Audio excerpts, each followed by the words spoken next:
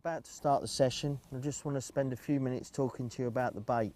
I've never been one for overcomplicating it, bringing all kinds of different baits. I'd rather listen to what people tell me and also go on my own experiences. And today, my number one bait for fishing in the margins is corn.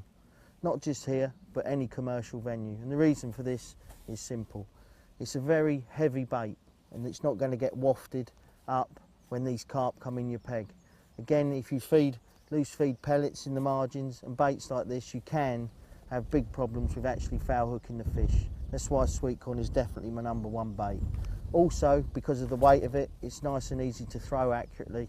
Before I go on the margin line, I definitely want to be throwing the bait in and concentrating on fishing across.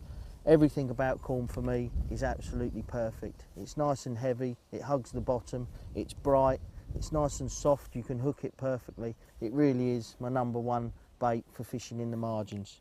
I'm also going to start fishing with corn on the hook across. I've got some 6mm pellets again, and I've also got some expander pellets, some 8mm. This is just in case the going's a little bit tough. There's quite a few little fish pimping around, so maybe the expander pellets will be a no-no. And like I say, I've got the catapult ready because I've almost got it in my mind exactly how I want to catch these fish across. If there's as many in here as they say, and they say that it's absolutely ram full of fish, then I want to be loose feeding and fishing shallow because I know that if I can catch them like this, I'm going to catch a decent weight.